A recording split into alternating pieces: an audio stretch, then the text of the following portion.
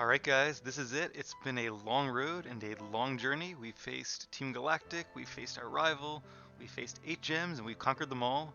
But now it is time for our toughest opponents yet, the Elite Four and then the Champion of Sinnoh. It's actually very appropriately the golden hour here, the hour of the long shadows, as we reflect on our journey so far and prepare for our next major step. This is not the end of the game, but it is sort of the end of the main game. And it'll take everything that we've learned and probably our whole team to defeat these trainers. As you can see, everybody is now at level 56. You already know their hell items and moves, so I won't bother going over them again. I am really worried this is going to be really tough because we are currently 10 levels lower than the champion's strongest. And they have some very strong Pokemon. In fact, a couple of the Elite Four members do. So this could be very, very tough. Mainly the champion I'm worried about, but even the Elite Four could be interesting.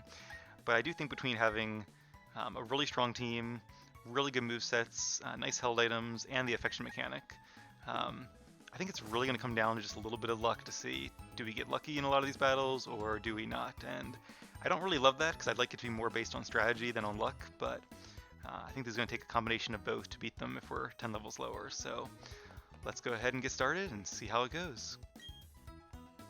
Let me confirm that you are qualified to challenge the Pokémon League.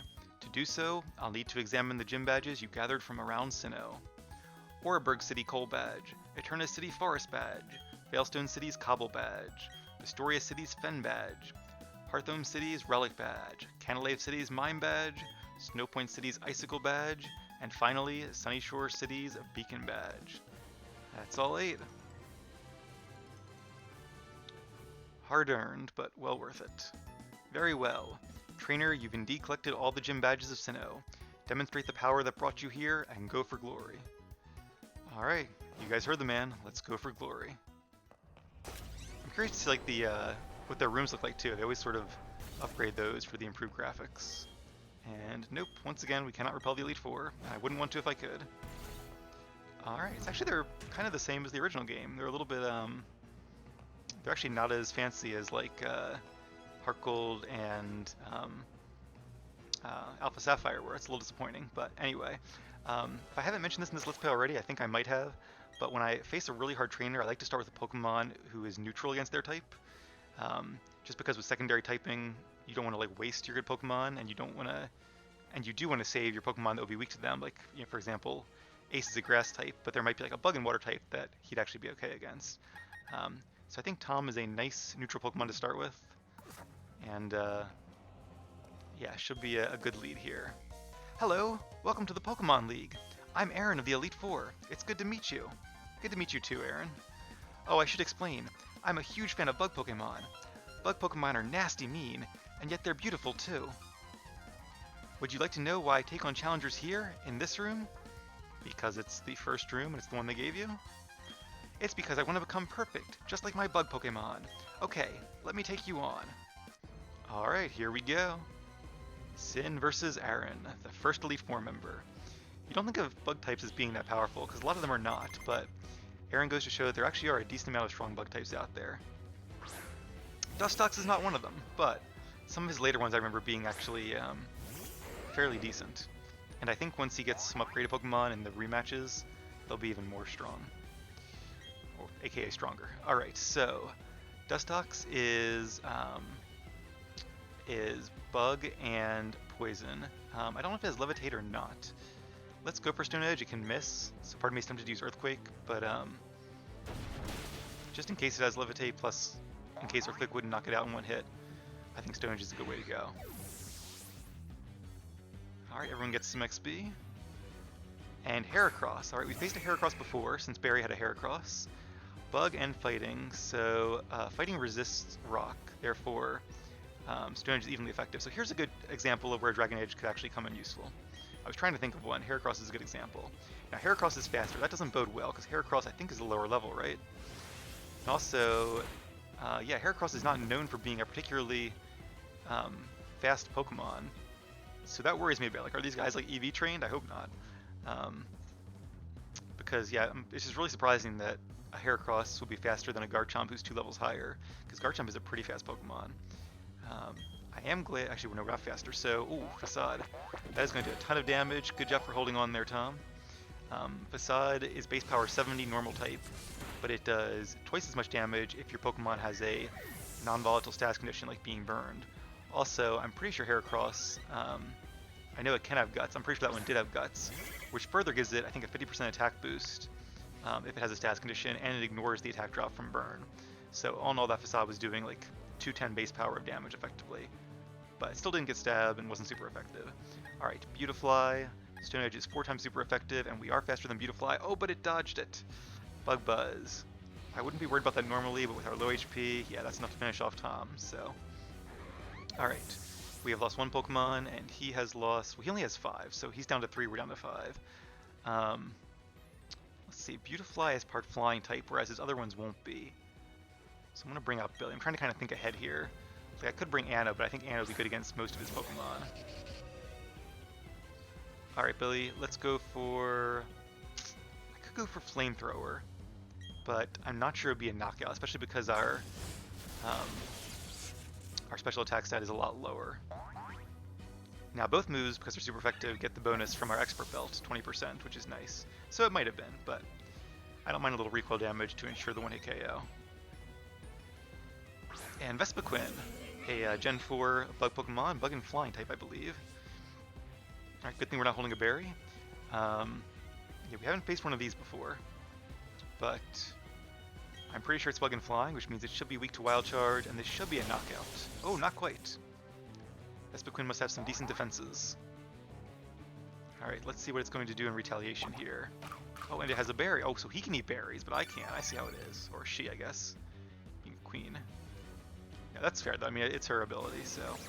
Yeah, Vespiquen has some pretty unique attacks. It has Attack Order, Defend Order, and Heal Order.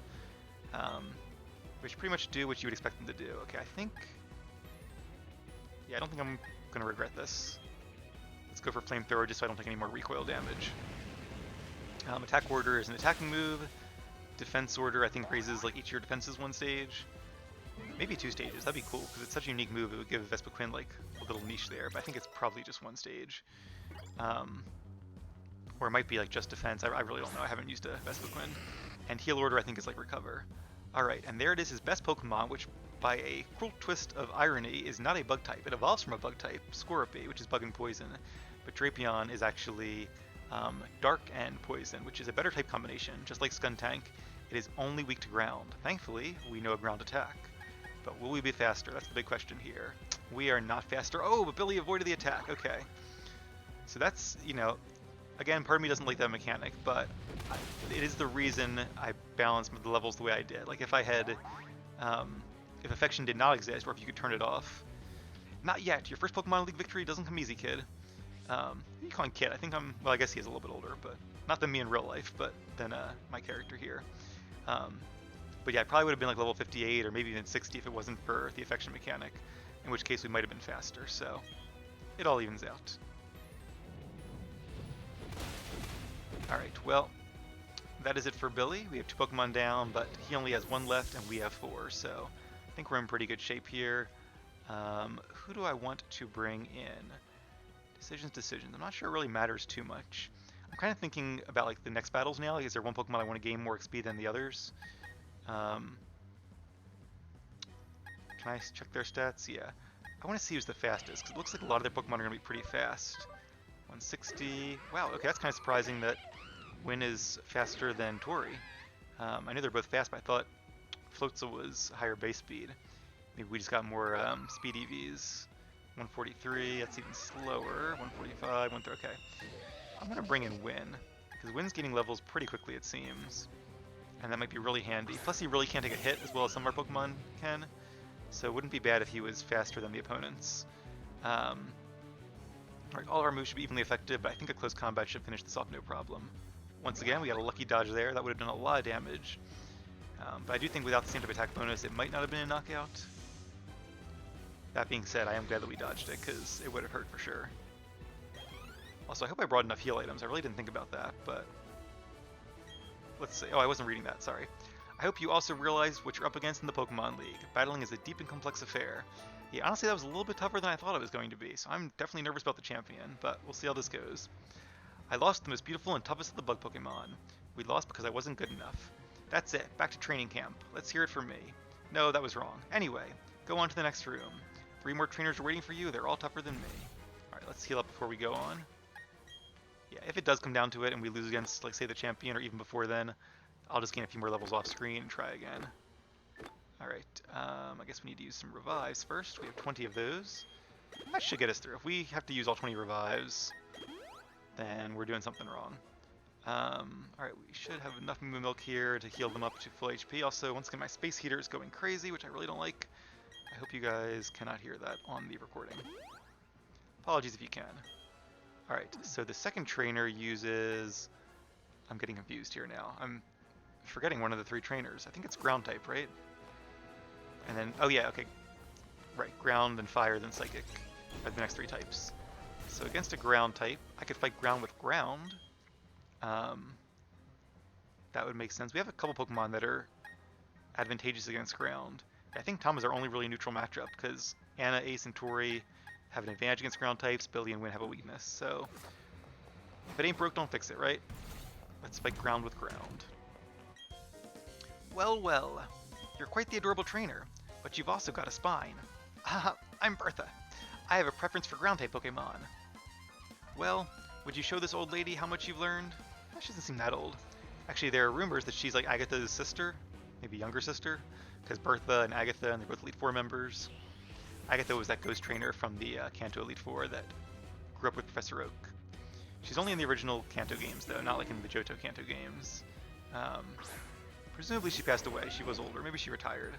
Alright, Quagsire. Interesting. I didn't remember her leading with Quagsire. I thought it was a different Pokemon, but now that I think about it, the Pokemon I thought she led with is actually, I think, her best. I think maybe in Platinum she led with it, but in this game it's her best, so she saves it towards the end. So we have no grass types, so let's go with Earthquake. No grass type attacks, I should say. We do have a grass type. Alright, not quite half. And Toxic. Alright, we're poisoned, but I wonder if it's going to try to use like Protect and Dig to stall us out. That'll be annoying. Although Dig wouldn't really be that bad. Yeah, it seems like Quagsire is going to be a bit of a stall Pokemon, which makes sense. I am a little bit worried. Okay, I'm a lot worried about how little damage that did.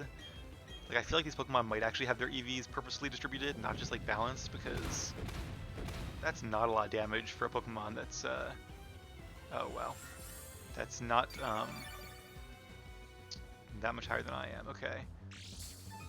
So I wonder, is it going to try to use an attack? Does it know any Ice-type moves? Probably not. It probably doesn't have much room for coverage moves. What I'm worried about is that's going to keep just recovering, and unless I get a crit, there's not a lot I can do against that. So I'm going to go ahead and actually switch. And save Tom for later. I don't like the idea of switching. I could switch into a Yawn or another Toxic here. Although I wouldn't think it would use Yawn against a poison Pokemon. That wouldn't be smart. Earthquake, okay. Well, I prefer Ace not to take that damage, but it's not very effective, and we have a high defense stat, so...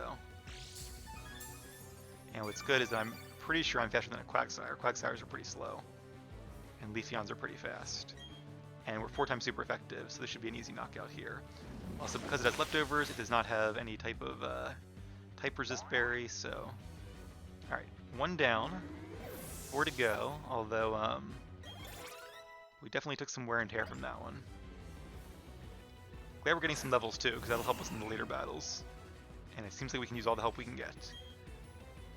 Alright, once again, a grass and ground type. So this one is holding, what's the berry called?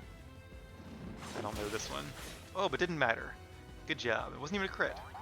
That's more like it. Well done, Ace. The Rindo berry. Or Rindo. Alright. So yeah, that Quagsire actually did pretty good for not being a super strong Pokemon. And Final Gambit, not going to use that. I don't remember what that does. I think your Pokemon faints, but like... I don't know, something bad happens to your opponent, or something good happens to your next Pokemon, I don't know. Alright, Sudowoodo, a rock type, not a ground type. I guess there weren't enough ground types here for her to have... Well, I don't know, because she... Okay, so there could be Golem and Steelix, and her signature one, which I won't spoil, but that's really surprising they gave her a Sudowoodo instead of a ground type, but I'm not the designer. Alright, we have a lot of moves that are super effective against rock types, but Leaf Blade gets stab and the Miracle Seed bonus. Not quite a one-hit knockout. And is that a Citrus Berry, probably? It is. I wonder if they have random natures. Oh, we okay, avoided the move. That's good, because Head Smash would have done a lot of damage. It would have knocked out Pseudo Widow as well, which really wouldn't have mattered too much because we're going to knock it out with Leaf Blade anyway, but this would have saved a power point. But it would have done a lot of damage to Leafeon. Head Smash is like a 150 base power move, but I think it has 80% accuracy, and it does like half of the damage in recoil. So it's very high risk, high reward. Hydro Pump, now we'll keep Waterfall. Hydro Pump is not super accurate, and Tori has a better attack stat. Golem, okay, so she does not have a Steelix. Oh, actually, I do know why she doesn't have a Steelix now, but I won't spoil it. It's a dumb reason, but anyway. Alright. Now this Golem, I imagine, has Sturdy. Yep, not surprised. I think they have set abilities for their Pokemon. I don't know if they have set natures or not. It could be random, which would be a little bit weird, because like, what if they get like a bad nature? Maybe it's random from all the neutral and good natures. I'm not really sure how it works. I'm gonna use Leaf Blade just in case she like switches in another Pokemon, or uses the full restore. Although I guess it really wouldn't matter either way. I could have used like a X-Scissor and then a Leaf Blade. But I'm glad I didn't use Dig, because that would have been a wasted turn. So I do try not to use Dig or Fly unless it's really the only good option. Because you never know when they'll use a move that is not an attacking move or a heal item, something like that. Another full restore, so we're just going to go back and forth, wasting her supply of full restores, I suppose. But that's okay. I will use Lepa Berries at some point, maybe after the Elite Four, or maybe even before the final Elite Four member. But no reason to save them at this point, we still have plenty left. Alright, down goes Golem. And critical hit. Didn't really need that one, but I appreciate it nonetheless. We're going to need some lucky attacks like that to beat the Elite Four. It seems like Tom isn't doing as many. Maybe his affection isn't that high yet, because we did get him later on than most of the Pokemon. So he hasn't gotten like the affection gain from defeating most of the gym leaders. Just thought of that. Alright, and there's her best one, Hippowdon. Not her best in Platinum. She has a Rhyperior, which makes a lot more sense, and I think a Gliscor as well. I think she actually leads Hippowdon because of the Sandstorm. And what's nice is that even if Hippowdon does defeat Ace here, we can bring out Tom again, and Tom will actually get an evasion boost from the Sandstorm because of his ability, Sandveil. Also, good job Ace surviving that. I'm sorry you're going to be fainted by the Sandstorm. That's unfortunate. Plus you don't get XP because you're fainted, so that's super unfortunate. But alright, I think Tom needs some revenge here. Although, I kind of have regrets now. Dear child, don't assume for an instant that you've won. I was kind of assuming that, wasn't I? Because I'm a little worried here that Earthquake won't do enough damage, because Hippowdon is pretty defensive. But let's go for it. We do have Sauce Sand, that might make the difference. Yes, okay, good job, Tom. I really wanted to get that revenge from being poisoned earlier and having to switch out. And also the Sandveil might have been helpful too, which would have been cool. Defeat ground types with ground types, right? Well, dear child, I must say, that was most impressive. Your Pokemon believed in you and did their best to earn you the win. Even though I've lost, I find myself with this silly grin. Very nice. I'm also glad that Tom didn't faint because he would not have gained XP, and I'd really like him to get some XP before the final battle. You're quite something, youngster. I like how you and your Pokemon earned the win by working as one. That's what makes you so strong. Ha ha. I think that you can go as far as you want. I appreciate that, Bertha. It was a fun battle. Well, we did have one faint that time, actually. But it was a little bit less close than the previous one, so I'm feeling a little bit better about that. Thankfully, I bought plenty of Moo Moo Milk before we started this challenge. And I should have a Pekka Berry as well. Or an Antidote. We'll just use the Pekka Berry. I grew all these early in the game, and like I thought, I was not going to use most of them, but better to have them and not need them than need them and not have it, right? Alright, and what else do I want to do? Lepa Berries. Alright, just because we have 64 of these, I'm going to use them on a couple different moves here. Does Billy need them? Not really. Oops, not Tori. Alright, that should be good. Alright, so the third trainer is a Fire-type user, who you guys may remember from a previous episode. We could fight fire with fire, and we might. But let's bring out Anna. Haven't used Anna in a bit. That could be fun. Although, you know what? I'm kind of having second thoughts. Just because Anna, all of her moves almost... Well, we have U-turn. Okay, having third thoughts. Is that a thing? Can you have third thoughts? You second guess your second guessing? Or would that be quarter thoughts? Regardless, here we go. Yo, trainer! You had me counting the days on my fingers waiting for you to come. I heard from Volkner what you did in Sunnyshoar. You managed to light a fire in that guy's heart again. How could you not expect me to look forward to seeing you in battle? Alright, Sin versus Flint. Third member of the Elite Four and the Fire-type Master, or at least ostensibly. Also, there's a really cool battle in Platinum where you can face him and Volkner, because Volkner has an Electivire, and in Platinum he has a Magmortar, so it's really cool to face them in a double battle outside Sunnyshoar. I don't know if that's in the remake, but I hope it is, because that was really fun. Now, he doesn't have a Magmortar in this game, because obviously Magmortar is not in the Sinnoh decks, unfortunately. Alright, and a Not an Understanding. Let's do this. So, let's use Brave Bird. I'm worried this Rapidash is faster. Iron Tail. Okay, it is faster, but I'm not sure why it used Iron Tail. That is not the move I would have picked. Alright, a lot of damage there. Alright, what I'm going to do is I'm going to hope he might use a full restore. And you know what, if he does, that's totally okay. Yep. Because I'm going to use a full restore, or a U-turn, and get the heck out of here. It might be better to save Anna as like a backup Pokemon, although... See, I don't like that my Pokemon are not faster. I have actually a really fast team this game. My previous team was not super fast. But this, like, all these Pokemon, except for... No, I'd say all 6 of our Pokemon, maybe not Billy, to a degree, but all 6 of our Pokemon are known for having, like, fairly good speed. At least around 100, if not above 100. So it kind of worries me that they're still slower, because that means they're going to be... Their speed is useless, essentially, and they're going to be frail as well. I think the reason we did so good against Birth, though, is because a lot of our Pokemon are really slow. Okay, so against a Rapidash, this seems like a good chance to bring in Tori. Let's actually bring in... Do I want to bring in... Let's bring in Tori. I'm debating between bringing in Pokemon to get more XP or leaving them in the wings, because if they faint too early, they won't get XP from the experience all, so... Alright, now are we faster? Still slower than a Rapidash. I mean, I already know Rapidash is fast, but like, again, Floatzel is just like known for being fast. Like, that's its highest stat, I'm pretty sure.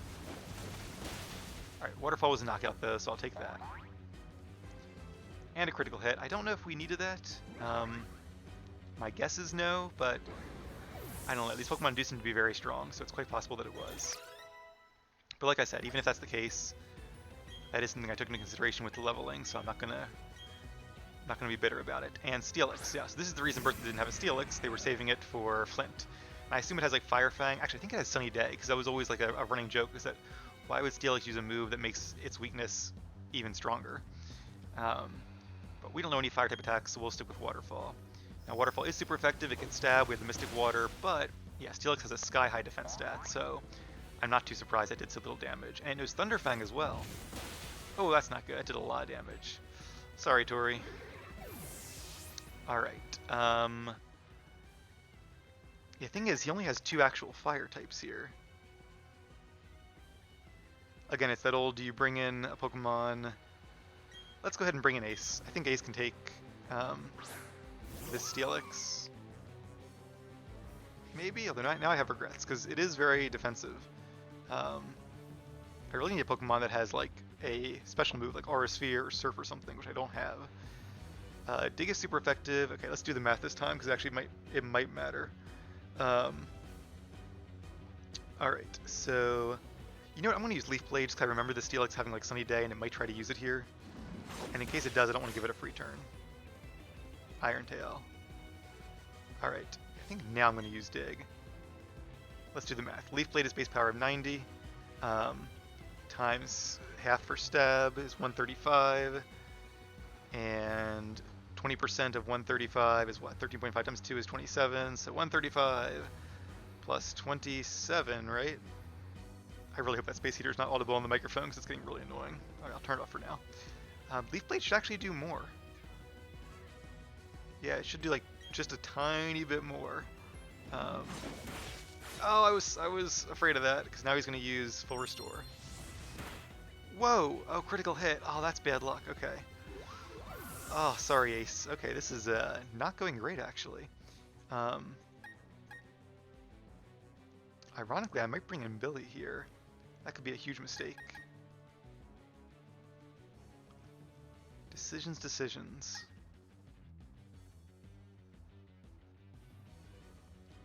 I could use close combat, which would be super effective, but like you saw how much the super effective waterfall did with stab. So I really want to use flamethrower because Steelix has a really low special attack set. This might be a really bad decision because it's going to do earthquake, right? But okay,